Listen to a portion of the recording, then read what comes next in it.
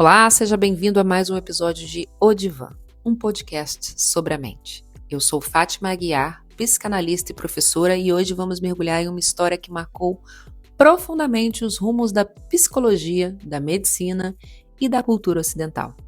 Vamos conhecer o homem que ousou escutar o que ninguém queria ouvir. Não apenas o criador de uma teoria, mas alguém que atravessou seus próprios conflitos para dar voz ao inconsciente. Sigmund Freud. Falar de Freud é falar de um tempo, de uma cultura, de um corte no pensamento moderno. Mas, acima de tudo, é falar de um sujeito em constante busca. Freud foi um homem inquieto, que acreditava no poder da razão, mas que acabou encontrando o irracional. Ele encontrou isso nos sonhos, nos sintomas, nos lapsos. E ali tinha uma chave para compreender a alma humana. Sigmund Freud nasceu em 6 de maio de 1856 na cidade de Freiburg, na Morávia, hoje parte da República Tcheca, mas na época pertencente ao Império Austro-Húngaro. Filho de Jacob Freud, um comerciante de lã judeu, e Amália Freud, sua terceira esposa 20 anos mais jovem, Freud era o primeiro e o preferido dos 8 filhos do casal. Desde cedo se destacou como alguém extremamente curioso e disciplinado. Freud era chamado de meu querido Sig, pela mãe, destacando pela sua preferência familiar. Ou seja, já havia expectativas de sua mãe em relação ao querido Sig. A família mudou-se para Viena quando Freud ainda era criança e foi nessa cidade que ele viveria quase toda a sua vida, onde ele construiria a base da psicanálise. Mas Viena, na virada do século XIX para o século XX, ela era não só o centro efervescente de cultura, ciência e arte, mas também palco de tensões sociais, políticas e religiosas. O antissemitismo era crescente e Freud, como judeu, enfrentou muitas resistências ao longo de sua carreira. Desde cedo, Freud demonstrou uma mente brilhante, estudou na Universidade de Viena e se formou em 1885 em medicina com apenas 25 anos. Inicialmente, a sua formação ela foi voltada para a neurologia, e isso mostrava o seu interesse pela ciência natural. Seu desejo era fazer pesquisa mais que clinicar. Durante a juventude, ele trabalhou no laboratório do renomado fisiologista Ernest Bruck, pesquisando a anatomia do sistema nervoso, inclusive em guias, com o objetivo de entender a origem das células sexuais. Esses estudos foram fundamentais para a base científica rigorosa e estruturada de Freud, e também para mostrar, exemplificar a sua fascinação com o corpo biológico e seus mistérios. Mas em 1885 tudo mudou. Freud recebeu uma bolsa para estudar em Paris com Jean-Martin Charcot, um dos neurologistas mais famosos da época, que trabalhava no hospital da Salpêtrière, na França, com pacientes histéricos. Bom, em sua maioria eram mulheres que apresentavam sintomas físicos sem lesão orgânica aparente. Charcot utilizava a hipnose como método clínico e demonstrava publicamente os casos com grande teatralidade. É importante a gente entender que naquela época existia muita repressão e a gente está falando de uma época em que as mulheres não tinham esse lugar claro. Ou seja, todas aquelas repressões, elas apareciam como sintomas físicos, mas os médicos achavam, muitos achavam que aquilo era simulação. Na verdade, eram descargas dos sintomas emocionais desses pacientes. Então, esse encontro com Charcot foi decisivo, porque pela primeira vez Freud testemunhou a existência de sintomas de origem psíquica.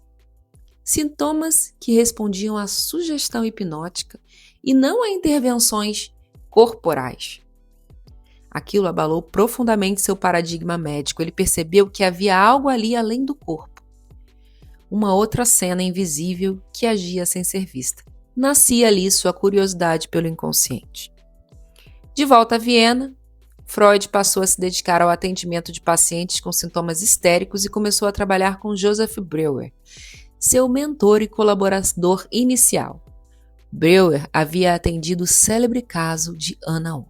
uma jovem com paralisias e sintomas diversos que melhorava quando colocava suas lembranças e afetos em palavras. Ela mesma nomeou o método de a cura pela fala. Isso impactou profundamente Freud. Em 1895, Freud e Breuer publicaram juntos a obra Estudos sobre a Histeria, que pode ser considerado o marco inaugural da psicanálise. Ali, Freud já esboçava conceitos que depois se tornariam centrais: recalque, resistência, conversão somática.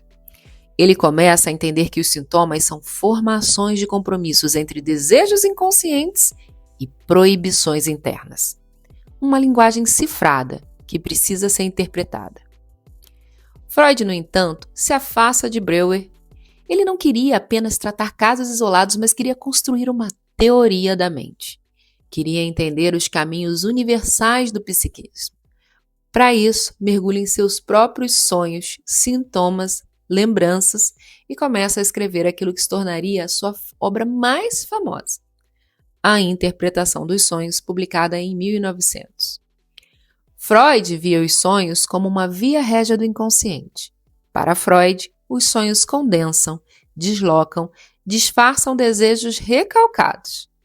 Desejos que não encontram lugar na consciência, na lógica, nem na razão. Ao interpretar seus próprios sonhos, Freud inaugura um novo método, a associação livre, em que o paciente fala livremente, sem censura, permitindo que o inconsciente se revele aos poucos. A partir daí, Freud publica uma sequência impressionante de textos. Ele produz A Psicopatologia da Vida Cotidiana, O Xiste e a Sua Relação com o Inconsciente, os 3 ensaios sobre a teoria da sexualidade, cria conceitos como o complexo de Édipo, narcisismo, transferência e resistência. A psicanálise começa a ganhar uma nova teoria, como clínica e como prática ética. Freud não teve um início fácil. Suas ideias eram sempre consideradas escandalosas. Falar abertamente sobre sexualidade infantil, desejos reprimidos, conflitos inconscientes em uma sociedade conservadora era, no mínimo, uma afronta. Então, Freud foi marginalizado por muitos colegas e só encontrou apoio real em um pequeno grupo de discípulos. Entre eles, destaca-se Carl Gustav Jung, o Jung como conhecemos. Então, Freud ele acreditou ali que ele construiria a continuidade da psicanálise. Mas, por divergências teóricas e pessoais entre os dois, acabou-se uma ruptura dolorosa. Freud, fiel à sua teoria do inconsciente e à centralidade do desejo, não aceitou misticismo e as derivações simbólicas de Jung. Por isso, o rompimento aconteceu em 1913. Mesmo assim, Freud continuou escrevendo, refinando sua teoria e reformulando seu modelo da mente. Em 1920, com o livro Além do Princípio do Prazer, ele introduz a controversa noção de pulsão de morte, reconhecendo que o ser humano não busca apenas prazer e equilíbrio, mas também repete sofrimentos, se sabota e se destrói. A partir dali, a obra de Freud é marcada por uma teoria ainda mais trágica, mais profunda e talvez mais realista. Ele propõe uma nova organização do aparelho psíquico: id, ego, superego. Chamou isso de segunda tópica. Ele aprofunda a sua crítica à cultura, ao ideal do eu, às instituições sociais e religiosas. E ele escreve obras como O Ego e o Id e O Mal-Estar da Civilização. Freud viveu os horrores da Primeira Guerra Mundial e, mais tarde, o avanço do nazismo. Judeu, teve que fugir para Viena em 1938. Com a saúde debilitada por um câncer na mandíbula, se exilou em Londres, onde faleceu em 23 de setembro de 1939, aos 83 anos. Hoje, anos após sua morte, Freud continua sendo lido, debatido, atacado e resgatado. Suas ideias sobrevivem às modas terapêuticas, às resistências do tempo, às revisões da ciência. Mas por quê? Porque Freud tocou em algo essencial.